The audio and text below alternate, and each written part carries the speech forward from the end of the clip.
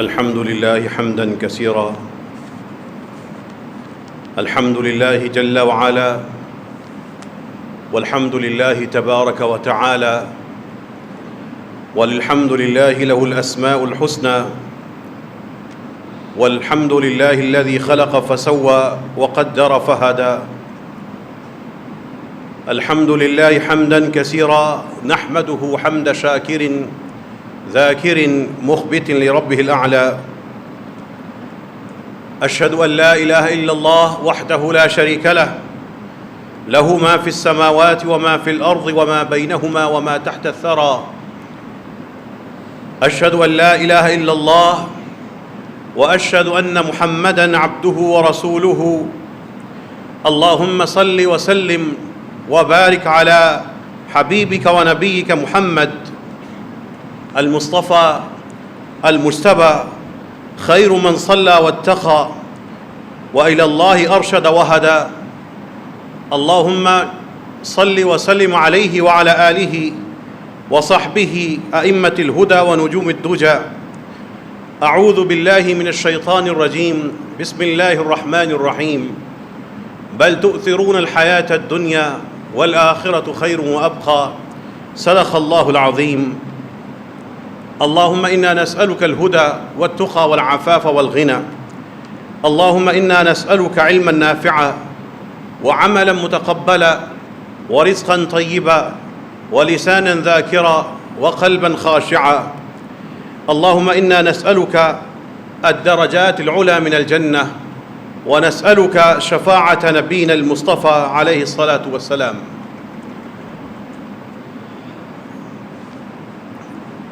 رسول اللہ صلی اللہ علیہ وسلم کے صحابہ کرام رضوان اللہ علیہم اجمعین نے اس دین کے ہر پہلو کی کیسے حفاظت کی، معمولی سے معمولی اور بڑے سے بڑے معاملے کو پوری سچائی اور دیانتداری کے ساتھ ہم تک پہنچاتے رہے، اور رسول اللہ صلی اللہ علیہ وسلم کی باتوں میں، ان کی احادیث میں، صحابہ کرام کی زندگی میں ہمارے لیے وہ ہر بات موجود ہے، ہمارے لیے ہر وہ عمل، ہر وہ حل موجود ہے جس کی ہمیں عملی زندگی میں نہ صرف ضرورت پڑتی ہے بلکہ ہمیں علم نہ ہونے کی وجہ سے ہم رسول اللہ علیہ الصلاۃ والسلام کے مطابق عمل کرنے سے محروم رہتے ہیں۔ ایک دن رسول اللہ صلی اللہ علیہ وسلم نے معمول سے ہٹ کر اپنے صحابہ سے گفتگو کی تھی، اور اس میں 3 دفعہ یہ کہا تھا، من کان یؤمن باللہ والیوم الآخر، جو شخص اللہ اور آخرت پر ایمان رکھتا ہو وہ ان 3 باتوں کا خیال رکھے۔ جو اللہ پر اور آخرت پر ایمان رکھتا ہو، وہ پہلی بات فلا یؤذی جارہ، وہ اپنے پڑوسی کو تکلیف نہ دے، وہ اپنے پڑوسی کے لیے تکلیف کا باعث نہ بنے۔ ایمان اللہ پر اور آخرت پر جو رکھتا ہو، اس سے نماز کا یا اور چیزوں کا تقاضا نہیں ہو رہا۔ فلا یؤذی جارہ، وہ اپنے پڑوسی کے لیے تکلیف کا باعث نہ بنے۔ اپنے گھر سے کوئی آواز، اپنے گھر سے کوئی عمل، اپنی بات سے کوئی اس کی شہرت کو نقصان، یا اپنی کسی بھی سامان سے اس کے لیے کوئی رکاوٹ، فلا یؤذی جارہ،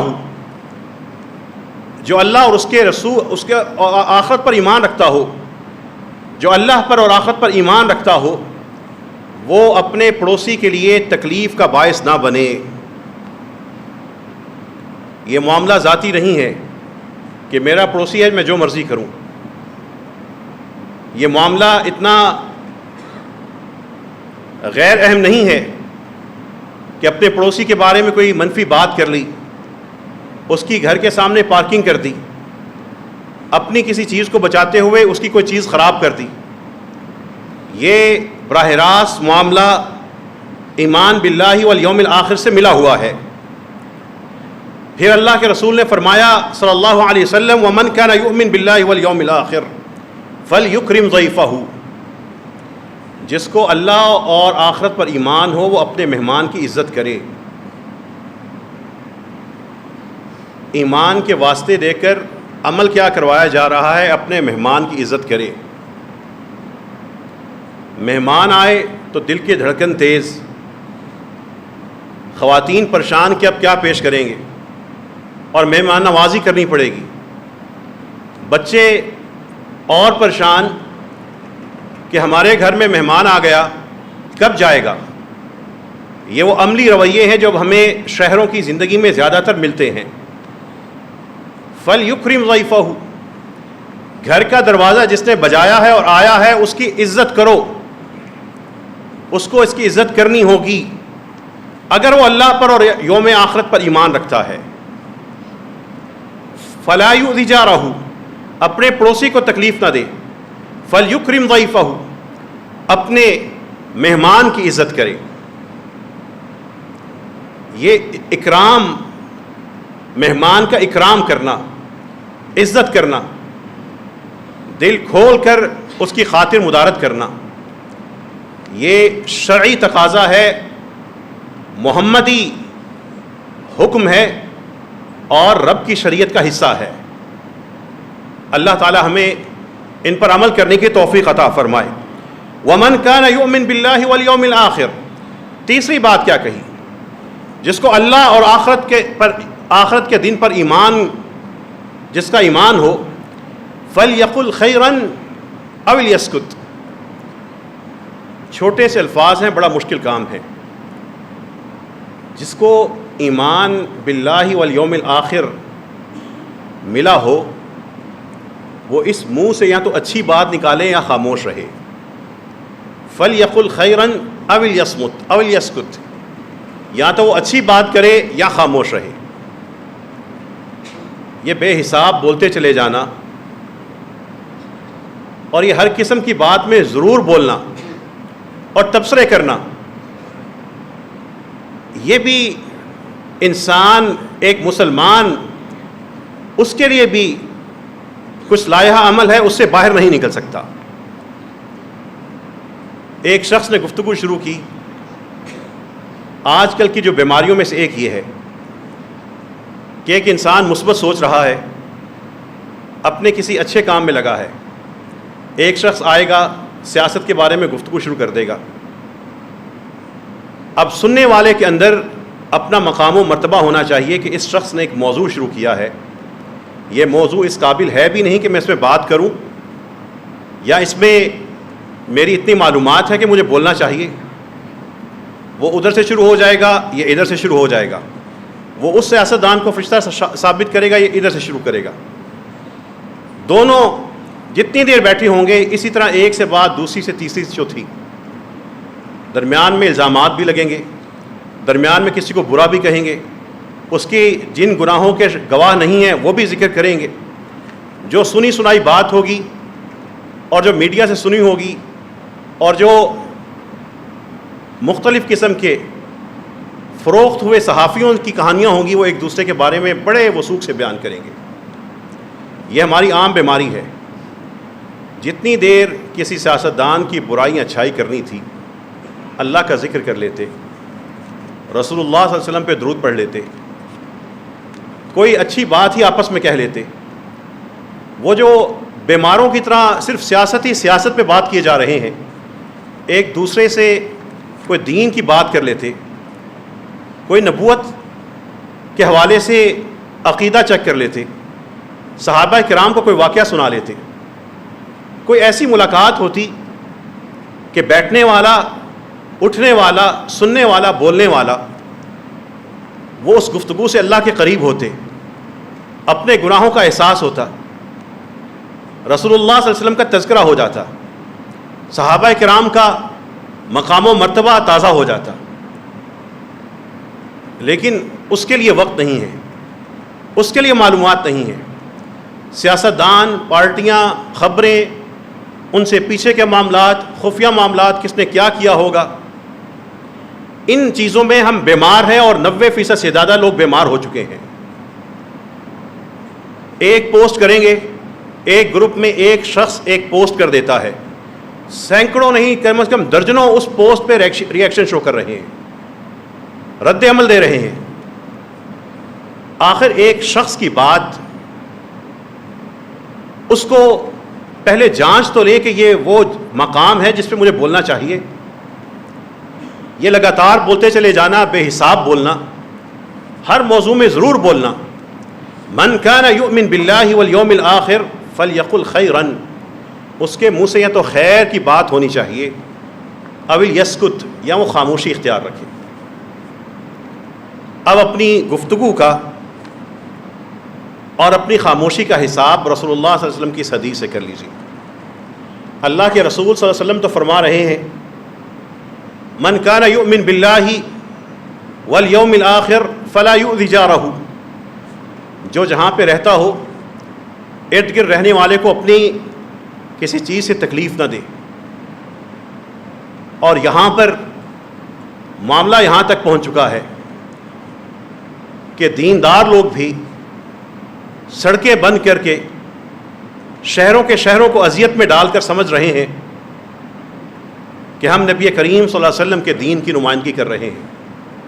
فلا یؤذی جارہ، یہ جو دھرنا دیا گیا ہے بے شک غزہ کے نام پہ ہو، اس پہ دھرنا دینے والوں کے موقف کو سراہا جا سکتا ہے، ان کا ساتھ دیا جا سکتا ہے، لیکن کسی مذہبی جماعت یا مذہبی لیڈر کو یہ حق نہیں ہے کہ وہ راہ گزرتے ہوئے ایک شخص کی چھوٹی سی گلی کو بھی بند کرے۔ یہ دھرنا اور اس طرح سے مطالبات کو منوانا مزید نفرت پیدا کرتا ہے مذہبی جماعتوں کے حوالے سے دلوں میں، اور خود مساجد اور علماء کرام کو ان لوگوں کو محبت سے بتانا چاہیے کہ آپ ہمارے ملک کے لیے اثاثہ اور ورثہ ہیں، آپ کا وجود اس سے خیر کے کچھ کام اللہ لیتے ہیں، لیکن اس طرح کا رویہ اختیار نہ کریں کہ مزدور پیشہ لوگ بڑے بڑے راستوں سے، خواتین اور بچے تکلیف مبتلا ہو کے گھروں میں بیٹھ جائیں، گزرنے والوں کو تکلیف ہو۔ راستے بند کرنے ہیں تو جا کے ان وزیروں کے، ان بیوروکریٹس کے، ان بڑی بڑی منصب پہ فائز لوگوں کے گھروں کے سامنے جا کر، ان کے دفتروں کے سامنے جا کر، ان سے جا کر بات کریں۔ فلا یؤذی جارہ، گھر میں اگر باپ بیٹی کی لڑائی ہو، بیٹا باہر نکل کر جا کر روڈ بند کر دے کہ محلے داروں کو نہیں گزرنے دوں گا، میرا حق مار رہا ہے، یہ اذیت دینا انفرادی سطح پر، اجتماعی سطح پر، من کان یؤمن باللہ والیوم الآخر، اپنے رویے سے کسی سے اگر اذیت کا باعث بن رہا ہے تو اس کی روشنی میں دیکھ لیں، رسول اللہ صلی اللہ علیہ وسلم کی احادیث کی روشنی میں، قرآن کی آیات کی روشنی میں اپنی قیمت لگائیے، اپنا وزن اور اپنا مقام و مرتبہ رب کے حضور یہ سوچ کر رکھیے کہ میں اللہ کے ہاں قیمتی ہوں یا ناکارہ مال ہوں، میں قیمتی ہوں اللہ کے ہاں یا ناکارہ ہوں۔ دنیا میں ماتحت ہوتا ہے، اس سے اوپر لوگ ہوتے ہیں، ان سے اوپر لوگ ہوتے ہیں۔ بظاہر ایک بڑا امیر شخص، اس کے بہت سے ملازم ہوتے ہیں، بظاہر ایک افسر کے ماتحت بہت سے ملازم ہوتے ہیں، دنیا میں صاحب حیثیت کو اوپر رکھ کے باقی ماتحت نظر آ رہے ہوتے ہیں، اور عام طور پر معاشرتی طور پر ہم لوگوں کی درجہ بندی اور گریڈنگ اسی حساب سے کر رہے ہوتے ہیں۔ لیکن یہ دنیا کے معاملات ہیں، فکر بندے کو یہ ہونا چاہیے کہ اللہ کے ہاں میری درجہ بندی کیا ہے۔ اللہ تعالیٰ کے ہاں اس دنیا میں بظاہر بڑا ہلکا، بڑا گمنام، بڑا ہی بیچارہ شخص اللہ کے ہاں بڑا قیمتی ہو سکتا ہے، اور بظاہر دنیا میں بڑی شان والا، ٹھاٹھ اور بڑی عظمت اور پیسے اور جلال والا، جس کے آگے انسان پیچھے چلے جائیں، اللہ کے ہاں بڑا ہی نکما اور بڑا ہی بڑی ہی بے قیمت چیز ہو سکتا ہے۔ حدیث سننے سے پہلے اپنے بارے میں خود سوچئے کہ اللہ کے سامنے میری قیمت کیا ہے۔ لوگوں کی قیمتیں لگانا چھوڑ دیجئے۔ زندگی اور کامیابی اور آخرت دوسروں کے عیب گنوانے سے نہیں ملتی، اپنے اندر خوبیاں پیدا کرنے سے رب یہ چیزیں عطا کرتا ہے۔ اپنی قیمت لگائیے اور سنیے رسول اللہ صلی اللہ علیہ وسلم کی ایک حدیث۔ اللہ کے رسول علیہ الصلاۃ والسلام کا ایک شخص سے جو بدو تھا، دیہاتی تھا، اس سے بڑی محبت کا تعلق تھا۔ وہ دیہات سے ملنے رسول اللہ صلی اللہ علیہ وسلم کو جب آتا تھا تو ہدیے اور تحفے لے کے آتا تھا۔ ظاہر نام کا یہ دیہاتی ہم شہریوں کو اور ان کے رسول اللہ صلی اللہ علیہ وسلم کی حدیث قیامت تک آنے والے لوگوں کو یہ دعوت دیتی رہے گی کہ اپنا حساب لگا لو اور اپنی قیمت خود بتا لو۔ جب اللہ کے رسول صلی اللہ علیہ وسلم کے پاس وہ دیہات سے تحفے لے کے آتا تو اللہ کے رسول صلی اللہ علیہ وسلم اس سے بڑی خوش طبعی سے ملتے تھے اور کہا کرتے تھے ان ظاہراً بادیتنا ونحن حاضروہ، یہ جو ظاہر شخص ہے یہ ہمارا دیہاتی، ہمارا پینڈو ہے، ہم اس کے شہری ہیں۔ وہ بظاہر شکل و صورت میں، قد و کاٹ میں خوش نما اس کا منظر نہیں تھا، اس کی جسامت ایسی تھی، اس سے دیکھنے والا تاثر شاید بہتر نہ لیتا ہو، لیکن رسول اللہ صلی اللہ علیہ وسلم سے اس کی پیار محبت تھی اور تحفے لے کے آتا تھا اور شہر میں آ کے بازار میں جا کے کچھ بیچتا بھی تھا۔ ایک دن وہ اسی طرح بازار میں تھا، رسول اللہ صلی اللہ علیہ وسلم تشریف لائے۔ آپ صلی اللہ علیہ وسلم نے اپنا وہ دوست دیکھا تو آپ نے پیچھے سے اس کو اپنی باہوں میں لے لیا اور اس کی آنکھوں پہ ہاتھ رکھ لیا۔ وَهُوَ لَا يُبْصِرُهُ، اب وہ شخص اللہ کے رسول صلی اللہ علیہ وسلم کو دیکھ نہیں پا رہا۔ آپ صلی اللہ علیہ وسلم نے جب اس کو اس کیفیت پہ پکڑ لیا تو اس نے کہا ارسلنی من ھذا، اس نے کہا چھوڑو، یہ کون ہے میرے پیچھے؟ اس نے جب مڑ کر دیکھا تو رسول اللہ صلی اللہ علیہ وسلم وہاں پر کھڑے ہیں۔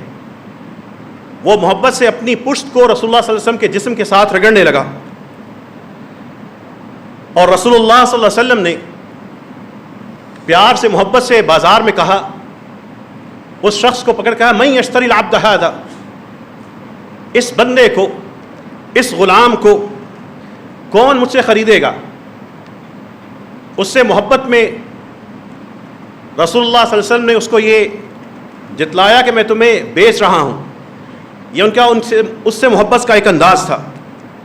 اس نے کہا یا رسول اللہ اذن تجدنی کاسدہ، میری بولی لگوا رہے ہیں، آپ کو میں بڑا ہی بے مول لگوں گا، میری کوئی قیمت نہیں، آپ مجھے نکما، کسی بھی قسم کی قیمت نہ رکھنے والا پائیں گے۔ رسول اللہ صلی اللہ علیہ وسلم نے کہا، اور جو اس سے کہا اس کی محبت اور اس کے عمل کی وجہ سے، حب رسول کی وجہ سے، اس جملے میں میرے اور آپ کے لیے یہ امتحان ہے کہ ہم اپنی قیمتیں لگائیں۔ اس شخص نے کہا تھا اللہ کے رسول صلی اللہ علیہ وسلم آپ مجھے لوگوں میں بیچیں گے، تجدنی کاسدہ، مجھے بڑا بے مول پائیں گے، میری کوئی قیمت نہیں ہوگی۔ رسول اللہ صلی اللہ علیہ وسلم نے فرمایا لکنک عند اللہ لست بکاسد عند اللہ انت غال، تم اللہ کے ہاں بے قیمت چیز نہیں ہو، اللہ کے ہاں تم بڑی قیمتی چیز ہو۔ عند اللہ انت غال، اللہ کے ہاں تم بڑے قیمتی ہو۔ لست عند اللہ بکاسد، اللہ کے ہاں تم کوئی گئی گزری ہوئی چیز نہیں ہو۔ اس شخص کے لیے دو میں سے ایک رتبہ رسول اللہ صلی اللہ علیہ وسلم نے بتا دیا۔ اس دنیا میں کتنے بڑے عہدے پہ بیٹھے ہیں، کتنے جھک جھک کر نوکر آپ کی خدمت کرتے ہیں، کتنے ماتحت ہیں، کتنا پیسہ اور کتنے لوگوں کو ملازم رکھا ہے، یہ سب اللہ کی نعمتیں ہیں اور اس پہ شکر ادا کرنا چاہیے۔ لیکن اصل قیمت وہی ہے جو اللہ کے ہاں انسان کی رکھتی ہو سکتا ہے کہ ایک نوکر، ہو سکتا ہے کہ ایک باورچی، ہو سکتا ہے کہ ایک صفائی کرنے والا جس گھر میں کام کرتے ہوں اس گھر کے مالک کو سب آ کے سلام کرتے ہوں، ان لوگوں کو دیکھ کے کوئی سیدھے منہ سے سلام نہ کرتا ہو، لیکن وہ مالک دنیا میں اتنا غرق ہو، شاندار کپڑے پہننے والا، بہترین گاڑی رکھنے والا، بہت سی جائیداد رکھنے والا، ٹھنڈے کمرے میں سونے والا، وہ اللہ کے ہاں سو کر مجرم ہے، اس کو فجر کا نہیں پتہ، اس کو نماز کا نہیں پتہ، لیکن اسی گھر میں ایک ماتحت چند ہزار سے اپنا لقمہ بڑی مشکل پوری کرتا ہے، لیکن اس مالک کی خاطر صبح اٹھتا ہے لیکن اٹھ کر نماز وقت پہ پڑھ لیتا ہے۔ وہ مالک کہیں غرق ہے دنیا میں، لیکن یہ محروم رہ کر اس کو نماز یاد ہے، اللہ کی شریعت کو اس نے اپنے پاس پیسے آنے کی وجہ سے پامال نہیں کیا، پہلے کے پاس اللہ نے بے حساب دولت دی، اس کی بیٹیوں نے جا کے ایسے ایسے فیشن اختیار کیے کہ رسول اللہ صلی اللہ علیہ وسلم کی امت کی بیٹی ایک فرنگی کی بیٹی کی طرح اس کے جسم نظر آنے لگا، لیکن دوسرے کو اللہ نے بظاہر محروم رکھا، لیکن اس کی حرمت، اس کی محرومی کے اندر اللہ تعالیٰ کی طرف سے اس کے لیے نعمت تھی، اس کے پاس محدود مال تھا، اس محدود مال پہ اللہ کا شکر کرتے کرتے اللہ سے جڑا رہا، زندگی گزار کے پہلا بھی قبر میں اتر گیا، دوسرا بھی اتر گیا، لیکن فرشتوں کے ہاں جب پہنچے گا پھر پتہ لگے گا عند اللہ انت غالن، اللہ کے ہاں تم سستے ہو یا مہنگے ہو یا بے مول چیز ہو۔ دعا کیجئے اللہ تعالی ہم سب کو اپنی نظر میں ہماری قیمتیں بڑھانے کی توفیق عطا فرمائے، ہمیں گئی گزری بے قیمت چیز بنا کے اللہ تعالیٰ کے سامنے پیش نہ ہونا پڑے۔ رسول اللہ صلی اللہ علیہ وسلم کی حدیثوں کی طرف چلتے ہیں، صحابہ کی مجلس میں جائیں، خاص طور پر موجودہ دور میں جب انسان سے کٹ رہا ہے، گلی محلے کے تعلقات بھی محدود سے ہیں، ایک دوسرے سے بات کرنا تو دور کی بات، سلام کرنے میں بھی سوچتے ہیں سلام کرنے کے قابل ہے یا نہیں، اور سلام کر کے کچھ ملے گا یا نہیں، اور سلام کر کے کس سے مسکرانا ہے اور کس کو دور سے اسلام کہہ کے رخصت کر دینا ہے۔ دو لوگ ملے، جب دو لوگ ملے رسول اللہ صلی اللہ علیہ وسلم کے صحابہ نے پوچھا یا رسول اللہ الرجلان یلتقیان ایہما یبدأ بالسلام، دو بندے ملتے ہیں ان میں سے سلام میں پہل کون کرے، سلام میں پہل کون کرے، سنتیں زندہ کرنی ہے، عشق رسول کا نعرہ لگانا ہے اور اس کے بعد عمل کرنا ہے، عاشق رسول بننا ہے اور دین کی پہلوؤں کو اپنے معاشرے میں پھیلانا ہے، تو باریک سے باریک چیز کو سیکھ کر سکھانا ہوگا، عمل کرنا ہوگا، ورنہ نعرے لگانے والے، کوئی شریعت بل کا نعرہ لگا کے چلا گیا، کوئی ریاست مدینہ کی ڈگڈگی بجا کے چلا گیا، کوئی اور نعرہ لگا کے لوگوں کے پیچھے چلتا ہے۔ اصل تبدیلی تب آئے گی جب منبر پہ کھڑے ہونے والا اور سامنے بیٹھے لوگ یہ مل کر عملی طور پر معاشرے کے اندر، سماج کے اندر اسلام کو پیش کریں گے۔ دو لوگ ملتے ہیں، ایہما یبدأ بالسلام، سلام میں پہل کون کرے، سلام میں پہل کون کرے، جملہ سنیے رسول اللہ صلی اللہ علیہ وسلم کا، اولاہما باللہ، جو اللہ کا زیادہ حقدار ہے وہ آغاز کر لے، اولاہما باللہ، جو اللہ کے زیادہ قریب ہے وہ آغاز کر لے۔ دو لوگ ملے ہیں، آپ کو مل رہے ہیں، آپ کو ایک شخص ملا ہے، یہ نہیں سوچنا کہ اس سے سلام کرنا ہے، یہ نہیں سوچنا کہ یہ شخص اس کا رتبہ بڑا ہے بھاگ کے سلام کروں، یہ نہیں سوچنا کہ یہ شخص بیچارہ دنیا میں اس کے پاس ہے ہی کیا، سلام وہ کرے گا تو جواب دے دوں گا، نہ کیا تو کوئی بات نہیں۔ اولاہما باللہ، اس وقت اللہ تعالیٰ سے یہ سودا کرنا ہے کہ میں اس شخص کو سلام کر رہا ہوں، مجھے اللہ اولویت عطا فرما دے۔ اللہ تعالیٰ سے دعا کیجیے اللہ ہمیں ان احادیث پر عمل کرنے کی توفیق عطا فرمائے۔ رب کریم رسول اللہ صلی اللہ علیہ وسلم کی ان سنتوں کو، ان تعلیمات کو ہماری زندگی کا، ہمارے معمول کا حصہ بنا دے، اور رب کریم ہمارے ذریعے کسی کو اذیت میں مبتلا نہ کرے۔ وآخر دعوانا ان الحمد للہ رب العالمین۔ الحمد للہ نحمده ونستعینه ونستغفره ونؤمن به ونتوکل علیہ ونعوذ باللہ من شرور انفسنا ومن سیئات اعمالنا، من يهده الله فلا مضل له ومن يضلل فلا هادي له، اشهد ان لا الہ الا اللہ واشهد ان محمدا عبده ورسوله۔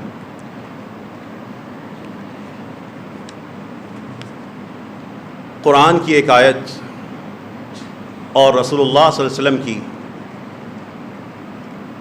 ایک چہیتی بیوی اور ہماری پیاری ماں حضرت عائشہ رضی اللہ عنہا اور ان کے والد حضرت ابو بکر رضی اللہ عنہ،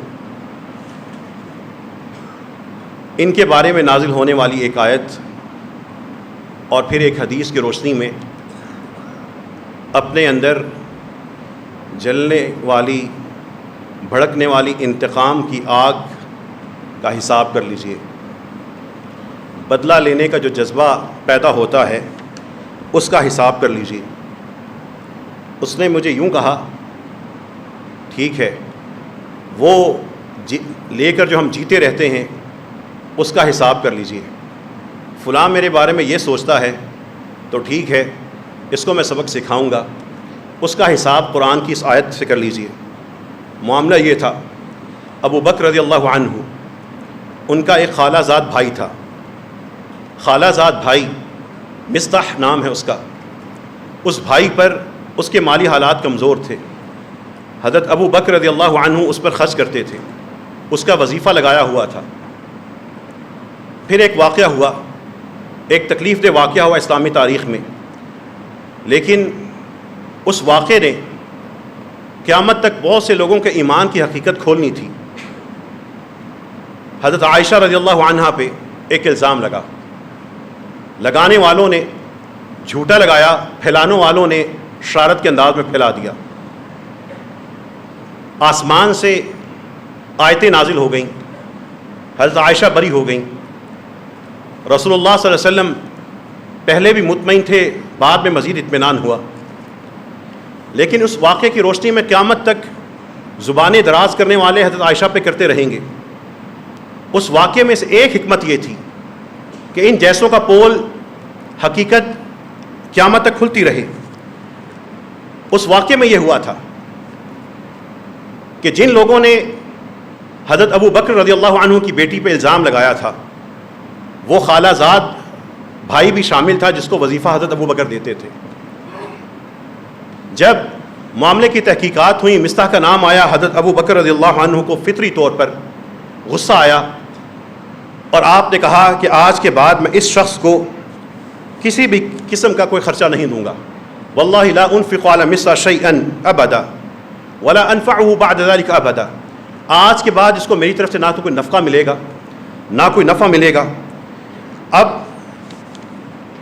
حضرت ابو بکر رضی اللہ عنہ حق بجانب تھے اپنے اس کام میں، لیکن اسلام انسانی بشری رویوں سے اوپر جا کر ایک شخص کو، انسان کو دیکھنا چاہتا ہے، اس کے درجات کو اعلیٰ بلندی پہ رکھنا چاہتا ہے۔ جب آپ نے اس شخص کا خرچہ بند کر دیا، قرآن سے، آسمان سے قرآن میں آیت اترتی ہے، وَلَا يَأْتَلْ أُولُو الْفَضْلِ مِنْكُمْ وَالسَّعَةِ أَنْ يُؤْتُوا أُولِي الْقُرْبَى وَالْمَسَاكِينَ وَالْمُهَاجِرِينَ فِي سَبِيلِ اللَّهِ وَلْيَعْفُوا وَلْيَصْفَحُوا۔ جو لوگ اللہ تعالیٰ کی طرف سے جن کو دیا گیا ہے خوشحال ہیں، وہ اس بات کی قسم نہ کھائیں کہ آج کے بعد اپنی قریبی لوگوں کو اب خرچہ نہیں دیں گے، یا مہاجرین اور انصار پر خرچ نہیں، یا مسکینوں پر یا مہاجرین پر خرچ نہیں کریں گے، اور وہ مہاجر جو اللہ کی راہ میں ہجرت کر کے آئے ہوں، کسی کے بارے میں ایسی قسم نہ کھائیں۔ وَلْيَعْفُوا وَلْيَصْفَحُوا، وہ معاف کریں، درگزر سے کام لیں۔ لیکن یہ قرآن کا حکم جب نازل ہوا، اس کے بعد میرے اور آپ کے لیے جو جملہ ہے وہ یہ ہے، الا تحبون ان یغفر اللہ لکم، وہ لوگوں کو معاف کر دیں۔ الا تحبون ان یغفر اللہ لکم، کیا تم لوگ نہیں پسند کرتے کہ تم لوگوں کو معاف کرو اور اللہ تمہیں معاف کر رہا ہو؟ الا تحبون ان یغفر اللہ لکم، الا تحبون ان یغفر اللہ لکم۔ اس آیت کو سوچ کر اپنے اپنے رشتہ داروں کے بارے میں سب سے پہلے دلوں سے باتیں نکال دیں۔ الا تحبون ان یغفر اللہ لکم، میں قرآن کی آیت پڑھ رہا ہوں، آپ کو سنا رہا ہوں، اس آیت کو سن کر اللہ تعالیٰ سے دعا کیجئے، اللہ میرا دل ہر شخص کے بارے میں کینے سے پاک کر دے۔ الا تحبون ان یغفر اللہ لکم، اس آیت کو سن کر، اللہ کے ساتھ اس سودے کو سن کر، کیا تمہیں یہ پسند نہیں ہے کہ تم لوگوں کو معاف کرو اور اللہ تمہیں معاف کرے؟ اس آیت کو سن کر جتنے سیاستدان ہیں، جتنے جن کو آپ نہیں جانتے، جتنے علماء آپ کے فرقے کے نہیں ہیں جن کو آپ نہیں جانتے، ان کے بارے میں خام خواہ دل میں آپ نے قدرت پیدا کی ہوئی ہے، ان کو معاف کر دیں، ان کا حساب رب پر چھوڑ دیں، اس بیماری سے نکل آئیں، رشتہ داروں کو معاف کر دیں۔ الا تحبون ان یغفر اللہ لکم، اپنے ساتھ جو پارٹنر تھے، شریک تھے، کاروبار میں تھے، اگر ہو سکتا ہے تو ان کو دل سے معاف کر دیں۔ الا تحبون ان یغفر اللہ لکم، اگر ہو سکتا ہے تو اپنے جتنے بھی سسرالی ہیں، جو ساس سن رہی اپنی بہو کو معاف کر دے, جو بہو ہیں وہ ساسوں کو معاف کر دیں, جو بیٹے ہیں وہ باپوں سے اگر ان کے لیے کوتاہی ہوئی ہے اس کو معاف کر دیں, بیٹیاں ماں اور باپوں کو معاف کر دیں. ہم معاشروں کے اندر نفرتیں لے کے جی رہے ہیں. کوئی ایک فرقہ ایک واقعہ بتا کر دوسرے فرقے کو رگڑنے پہ لگا ہوا ہے, کوئی ایک شخص ایک آیت کو لے کر دوسروں کی تصویر خراب کرنے پہ لگا ہوا ہے. کبھی لوگوں کی سیرتیں اجاڑنے سے, ان کی کردار کشی کرنے سے کبھی اپنا نامہ اعمال بہتر نہیں ہوتا. اپنا نامہ اعمال بہتر ہوتا ہے اپنے آپ کو چمکانے سے. اس لیے قرآن کہتا ہے قد افلح من تزکا, کامیاب وہی ہوا جس نے سن کے خود اپنا آپ سنوار لیا. الا تحبون ان یغفر اللہ لکم, یہ آیت سن کر اللہ سے دعا کیجیے اللہ مجھے ہر شخص کو معاف کرنے کی توفیق عطا فرما. رسول اللہ صلی اللہ علیہ وسلم کے اس پیارے صحابی نے حضرت ابو بکر نے جب یہ آیت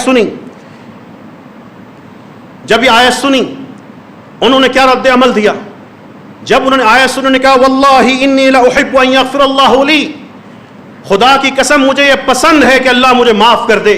اللہ نے کہا الا تحبون ان یغفر اللہ لکم.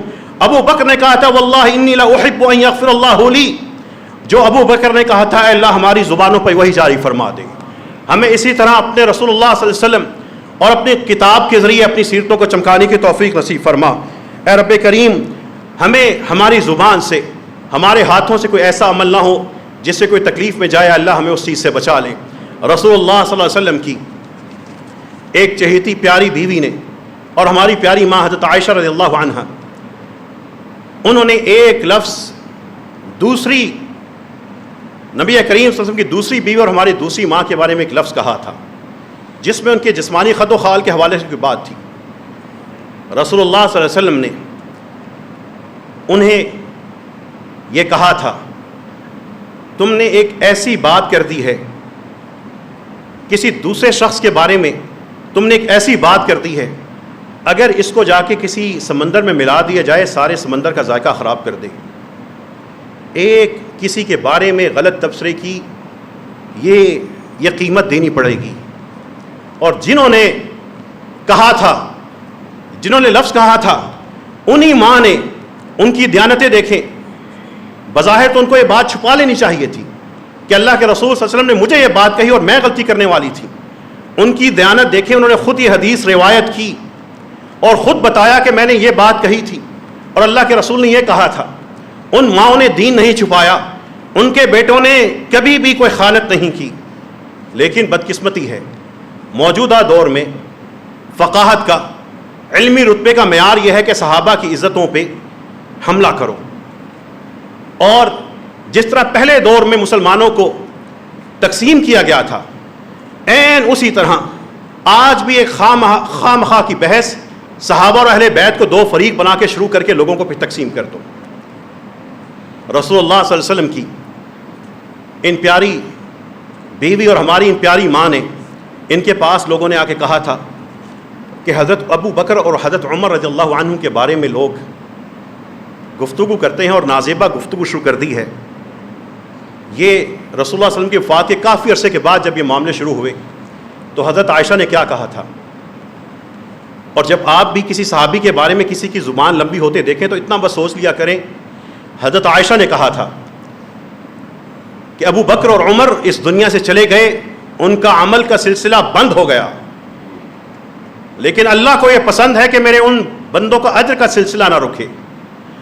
وہ گندی زبانیں جب ان کے بارے میں گفتگو کرتی ہیں وہ تو قبروں میں اپنی جیت کر سو گئے, لیکن ان کا اجر ان لوگوں کی بےہودگی کی وجہ سے بلند ہوتا رہے گا. حضرت عائشہ رضی اللہ عنہا کے جو میں نے واقعہ آپ کو بیان کیا کہ انہوں نے حضرت صفیہ کے بارے میں ایک بات کہی تھی اور رسول اللہ صلی اللہ علیہ وسلم نے کہا تھا. پھر حضرت عائشہ ہی بتاتی ہیں دین کو سمجھیے, وہ دین جو عملی ہے سماجی ہے. حضرت عائشہ بتاتی ہیں کہ ایک شخص آیا تو میں نے رسول اللہ صلی اللہ علیہ وسلم کو اس شخص کے بارے میں تھوڑا سا جس کو ہم کہتے ہیں اداکاری کر کے بتایا کہ وہ شخص اس طرح تھا. میں نے اس کے وصف یہ بیان کیے تو رسول اللہ صلی اللہ علیہ وسلم نے فرمایا کہ اگر دنیا کا سارا مال و متاع مجھے دے دیا جائے اور مجھے کہا جائے کسی ایک شخص کی اس طرح ایکٹنگ یا کردار کا اس کی نقل کر کے دکھائیں, میں کبھی اس کو قبول نہ کروں. اور ہمارے ہاں کلچر کیا ہے, پوری قوم فلاں مولوی صاحب کی, فلاں صدر مملکت کی, فلاں وزیر اعظم کی, وزیروں کی बना बना के कार्टून और चीज़ें अपने अगली नस्लों को गुस्ताख और बदतमीज़ पैदा कर बैठे हैं। अब वो हर शख्स को इसी तरीके से, इसी हैसियत में उसके साथ मामला करते हैं। स्कूल का तालिब इल्म उस्ताद के जाते ही उसकी नकलें उतारता है, इसलिए कि उलिल अम्र, जिनके मामले तुम्हारे हाथ में दिए गए हैं, ये सदर, वजीर आजम, चीफ ऑफ आर्मी स्टाफ और ये सारे के सारे, इनका मुहासबा करने का और तरीका है। लेकिन इनका मजाक उड़ाना और बात बात पे इनको काबिले लानत समझ के जिक्र करना, यह हम लोगों की इज्तिमाई बीमारी बन चुका है। लेकिन अल्लाह के रसूल सल्लल्लाहु अलैहि वसल्लम बता के गए हैं, अगर पूरी दुनिया का माल दे दिया जाए और मुझे कहा जाए फ़लाँ की नकल उतारूँ, मैं कबूल न करूँ। इन हदीसों पे अमल करना बड़ा मुश्किल है, ज़ुबान रोकनी बड़ी मुश्किल है, लोगों को अजियत का देने का सिलसिला रोकना बड़ा मुश्किल है। हाँ, नारा लगा लेना, दिन मना लेना, ये दुनिया का चलन है, वो बड़ा आसान है। अल्लाह ताला से दुआ कीजिए, जो कहा है सुना है, अल्लाह उस पर हमें अमल करने की तौफीक अता फरमा। अल्लाहुम्मा लकल हम्द कमा यंबगी लिजलाली वजहिका अज़ीम सुल्तानिक। अल्लाहुम्मा सल्लि अला अब्दिका व रसूलिका मुहम्मद। अल्लाहुम्मा सल्लि अला अस्हाबि मुहम्मद व अला अज़वाजि मुहम्मद व अला आलि मुहम्मद। अल्लाहुम्मा सल्लिम अलैहिम तस्लीमन कसीरा। अल्लाहुम्मा रब्बना आतिना फिद दुनिया हसनह व फिल आखिरति हसनह व क़िना अज़ाबन नार। रब्बना आतिना फिद दुनिया हसनह व क़िना रब्बना आतिना फिद दुनिया हसनह व फिल आखिरति हसनह व क़िना अज़ाबन नार। अल्लाहुम्मा इन्ना नस्अलुका इल्मन नाफ़िअ। अल्लाहुम्मा इन्ना नस्अलुका इल्मन नाफ़िअ व अमलन मुतक़ब्बला व रिज़्क़न तय्यबा। अल्लाहुम्मा इन्ना नस्अलुका लिसानन ज़ाकिरा व क़ल्बन ख़ाशिअ। अल्लाहुम्मा इन्ना नस्अलुका मौतन तय्यबा। अल्लाहुम्मा इन्ना नस्अलुका हिसाबन यसीरा। अल्लाहुम्मा अश्फ़ि मरज़ाना व मरज़ल मुस्लिमीन। अल्लाहुम्मा अश्फ़ि मरज़ाना व मरज़ल मुस्लिमीन। अल्लाहुम्मा अश्फ़िहिम शिफ़ाअन आजिलन कामिला। अल्लाहुम्मा या मन बियदिहि शिफ़ा। अल्लाहुम्मा अश्फ़िहिम शिफ़ाअन आजिलन कामिला। अल्लाहुम्मा ला तदअ लना मरीज़न इल्ला शफ़ैतह वला मय्यितन इल्ला गफ़रतह। अल्लाहुम्मा अरहम मौताना। अल्लाहुम्मा अग़फ़िर लिहय्यिना व मय्यितिना। अल्लाहुम्मा अग़फ़िर लिहय्यिना व मय्यितिना। अल्लाहुम्मा अग़फ़िर लना अजमईन। अल्लाहुम्मा अरहमना अजमईन। अल्लाहुम्मा अनइम अलैना अजमईन। रब्बना इन्नका अफ़ुव्वुन करीमुन तुहिब्बुल अफ़्व फ़अफ़ु अन्ना। अल्लाहुम्मा अरहम उम्महातिना व आबाइना। रब्बिरहमहुमा कमा रब्बयानी सग़ीरा। रब्बिरहमहुमा कमा रब्बयानी सग़ीरा। अल्लाहुम्मा अंसुरिल इस्लाम वल मुस्लिमीन। अल्लाहुम्मा अइज़्ज़िल इस्लाम वल मुस्लिमीन। अल्लाहुम्मा अइज़्ज़िल इस्लाम वल मुस्लिमीन वंसुर अहल फ़लस्तीन। अल्लाहुम्मा अंसुर अहल गज़्ज़ा। अल्लाहुम्मा अरहमहुम रहमतकल वासिअ। अल्लाहुम्मा अरहमहुम रहमतकल वासिअ। या मन बियदिहि रहमह। अल्लाहुम्मा नज्जिहिम मिन शर्रि यहूद। अल्लाहुम्मा नज्जिना अजमईन मिन शर्रिल यहूद। अल्लाहुम्मा नज्जिना मिन शर्रिल यहूदी वन नसारा। अल्लाहुम्मा अल्लिफ़ बैन क़ुलूबिना वास्लिह ज़ात बैनिना। अल्लाहुम्मा अरहमना व वहिद कलिमतना या अरहमर राहिमीन। अल्लाहुम्मा इन्ना नस्अलुका बिअस्माइकल हुस्ना व सिफ़ातिकल उला। अल्लाहुम्मा अर्ज़ुक़ना बिशफ़ाअतिन नबिय्यिल मुस्तफ़ा। अल्लाहुम्मा अर्ज़ुक़ना बिशफ़ाअतिन नबिय्यिल मुस्तफ़ा। व आख़िरु दअवाना अनिल हम्दुलिल्लाहि रब्बिल आलमीन।